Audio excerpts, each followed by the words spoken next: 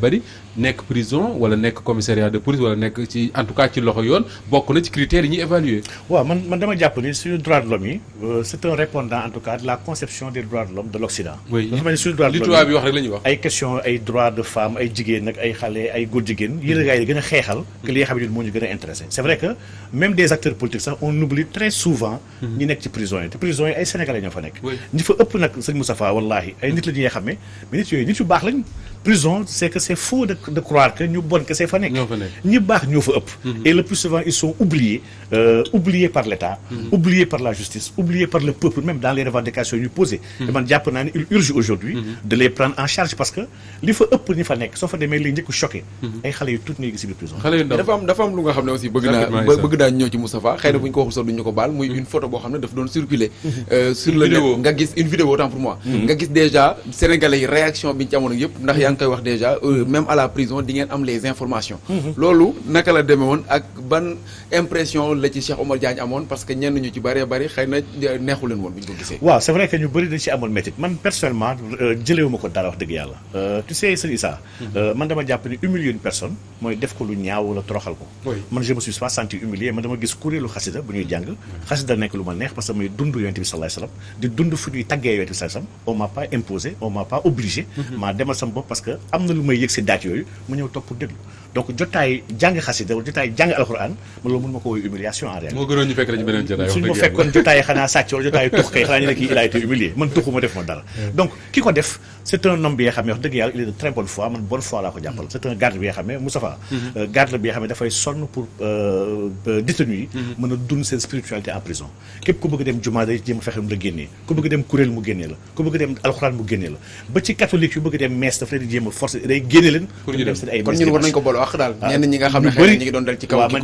jàpp naa ne ku ñu tooñ la jàpp naa ne ku ñu war a gërëm la sax en réalité léegi nag ce qui s'est passé derrière mooy y a des gens de très mauvaise foi yoo xam ne gis nañ quelque chose bi nga xam ne moom def na ko parce que tàmm na di filmer ak di photo yenn prisonniers pour dencal leen ko suñu génnee ñu am ay souvenirs seen ay kuréel yu ñu amoon rëbës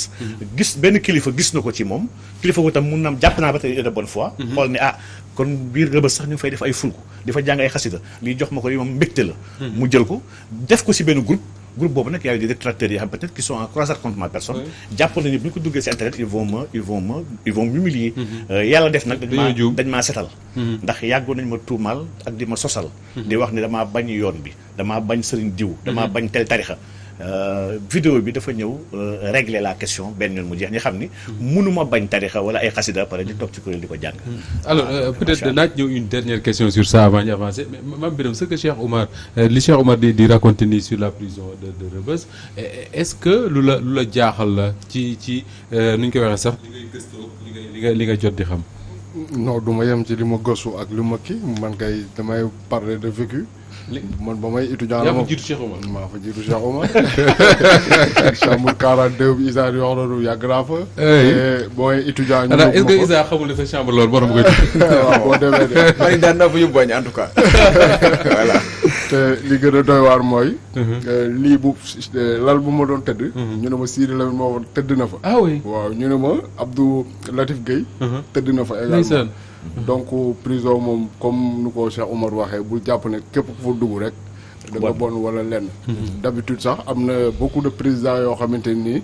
balaa ñëw ak exercer fonction boobu dañu fay jaar le plus célèbre c'est Mandela certainement bu gën a célèbre Mandela la mais lu mu wax ni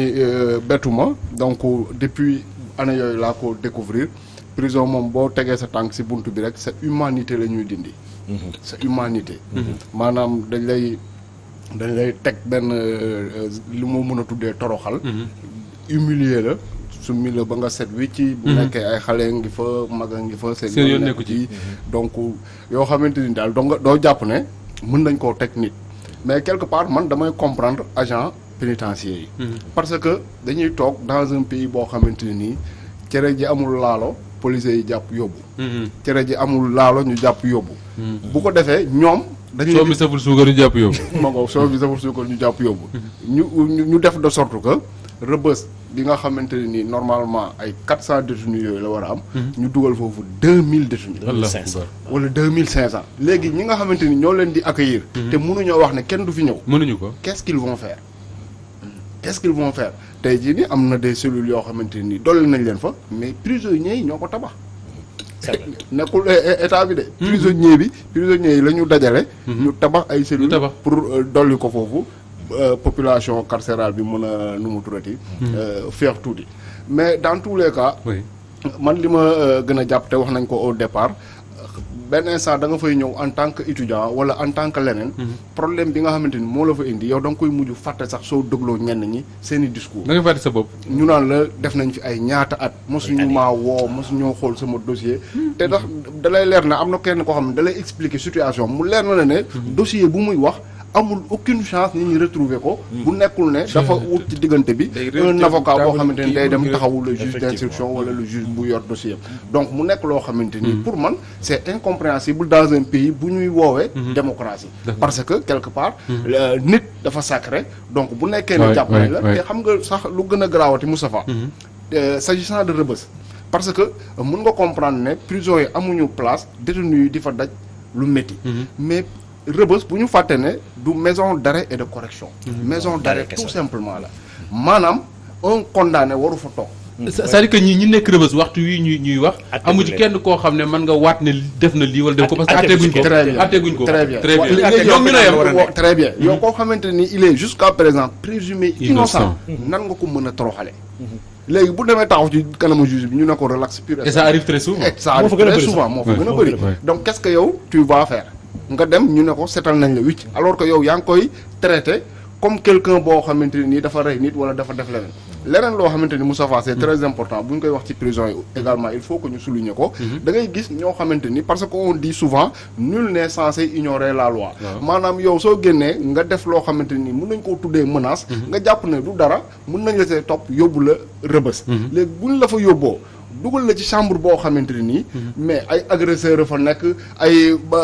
braqueur et cetera ñoom ñu jël dugal la ci seen biir am yoo xamante ni xëy na yow xamoo ko ñu dugal ko sa bopp. xamal la ko très bien boo génnee après 2 mois mais qu'est-ce que tu vas faire qu'est-ce que tu vas devenir. donc ça c'est des questions yoo xamante ni également ça mérite des. Pape Matar quelque chose boo xam ne ça mérite quand même ñu attirer ci attention nit ñi mooy am na ñoo xam ne. bon Cheikh Oumar wax na ko sànq taxawu bi day manqué mais est-ce que njaboot yi waruñu gën a bàyyi xel seen ñoñ ñi nga xam ne ñoo ne ci prison yi xam ne Rebeuss gi képp ku fa nekk tu es présumé innocent jusqu'à ce que ñu lay àtte même bu ñu la àttee ba condamné la sax ak prison boo mënti nekk li maam bi na wax sax boo amul taxawu njaboot bu mën a seeti ab avocat muy topp sa dossier fan la toll ak fan la tollul mais mën nga sànku kenn du xam ne sànku nga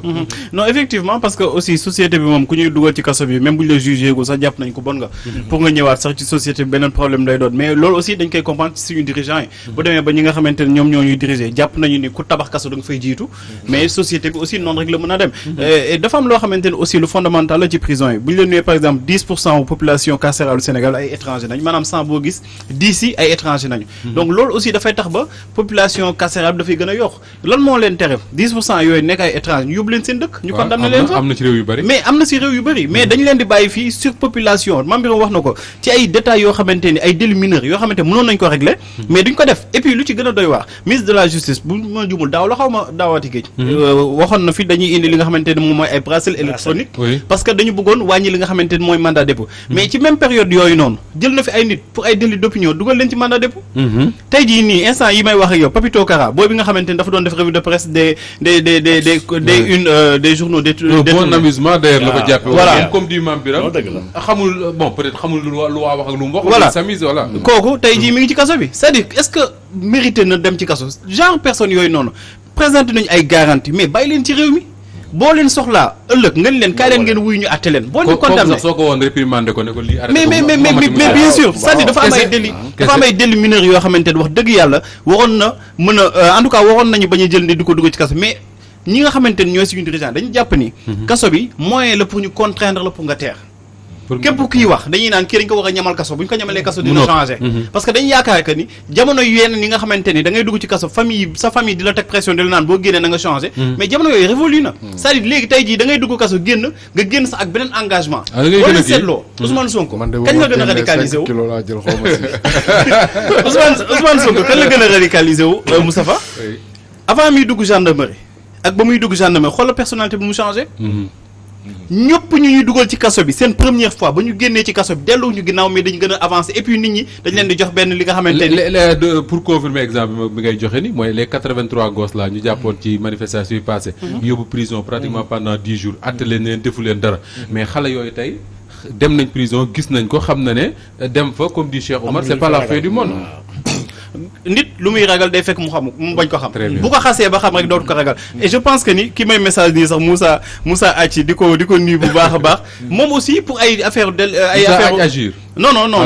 benn Moussa Achi la boo xamante ni. dafa nekkoon ci kaso bi parce que dafa jënd benn bateau boo xamante ni bateau bi ba mu koy jënd dañ si doon trafiquer drogue. bateau bi dañ si doon trafiquer. def na fa presque 3 ans bind na sax benn livre def na fa presque 3 ans ci ay mbir yoo xamante ni moom yoonam new ci. atte nañ ko bàyyi nañ ko mi ngi vaquer à ses occupations alors li nga doon wax nii 3 ans wala 4 ans dañ lay tëj ci kaso bi. xëy suba bàyyi la te duñ la toppee benn charge nga perdre 4 ans de sa àdduna te dara duñ la ko compenser. mais famille yi aussi famille yi nga doon wax sax Moustapha parce que bu fekkente ne prison yi décentralisé wuñu ko aussi nga xam ne dina am ci dëkk yu bari. nit mën nañ ko tëjee Dakar fekk ay mbokkam ña nga ca beneen localité bu dee 5 ans la jëm wala 7 ans. nga bëgg di yóbbu añ. yóbbu añ yóbbu leer la si benn anecdote kay. am na ay boy yoo xam ne dañ doon voyage dem France.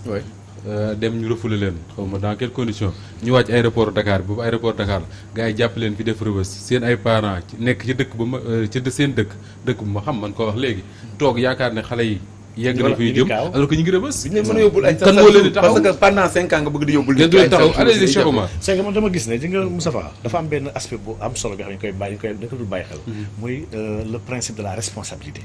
dafa mel ni aujourd'hui Sénégal le policier buy tàppee PV bi ak le juge bi xam mooy at dafa mel ne nekkul dans un régime de responsabilité c'est-à-dire que policier yi gis bu taxaw ne kenn dinaa la dugal naa la tëj moo xam dañ leen boole wala dañ ko jox dara wala nangam mu tàppe la lu ko neex ne kii distance yoom 700 kilos wala nangam ak nangam ne jël la défaire la jox la mandat dépôt dem ba juge xool xam ne y avait pas abul woon dara ñu bàyyi la leen ñibbi li nag policier boobu nga xam ne dafa sosoon dañ ko war a lijjanti bind dañoo dafa dal ci kaw juge bi ñuy jox dossier bi nga xam ne xool na ko xam na ni lii flagrant délit la waaye obligé nañ ko ne ko yóbbul kii instruction mu yóbbu la instruction perdre loolu ay mois mais juge bi dafa war a am responsabilité yoon dafa dal ci kawam justement Cheikh Oumar même dans c'est kaw bopp yow maam Birame wax na ko plusieurs fois que ni même buñ jàppee Cheikh Oumar jërul instruction li mu wax ci télé la ko waxee ñëpp dégg nañ ko àtte mu jeex ci histoire du Sénégal de je suis le seul bu ñu jël ci kenn ku porter plainte andi clé USBM et c'est son droit le plus absolu dafa andi clé USBM andi émission ne nii émission bi li si dëkk bi la Cheikh Oumar Diagne moo fa jël parole nangam moo wax nangam porte naa ko plainte pour diffamation menace ak injure publique andi ko porter plainte lii flagrant délit la instruction mooy le juge dafa ne aw ma benn xam damay dem uti ay preuve mais kii am na ay preuve mais dans ce cas précis le juge bi nga xam dafa war a wuti preuve lan lay wuteeti am na clé USB xam na fi émission ba xam na ki ko def c'est extraordinaire mënoon na jël si wàllu masse boobu li ci garaaw mooy on a des juges yoo xam ne ils sont sous ordre aujourd'hui fële prison ba ngay xamee lu bëri suñu juges yi nga xam ne yaa ngi wax léegi bateau bu drogue bu mag boobu ñu jàppoon tubaab yooyu ak yenn sénégalais fekk naan ci kaso bi mais tubaab yi nga xam ne couple tubaab bi bàyyi leen dem nañ et ils ont dit à seen ay chambre voisins de chambre dañ leen laaj 500 000 euros ñoom tubaab yi 300 millions. ñu joxe amul nag ñu joxe leen ko ñu. dañ ko joxe ñu bàyyi leen ñi ko amul ñeneen ñu ko amul ñu ngi foofu ku ko yor am nga loolu kenn bàyyiwu leen. encore ak yeneen dossiers yu bëri yoo xam ne Moustapha dafa am fii aujourd'hui une politisation de la justice. à telle enseigne que. boo demee Rebeuss loolu moo lay njëkk yéem man dama amoon chance su. nekk benn secteur bi yoo xam ne ñu wax 5e secteur. donc presque beaucoup intellectuels yu bëri ñu si bëri fa nekkoon. vraiment mais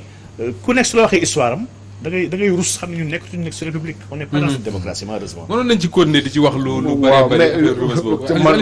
fu ma bëggoon terminer rek. mooy juste di wax ne dafa jot quand même suñu code pénal bi.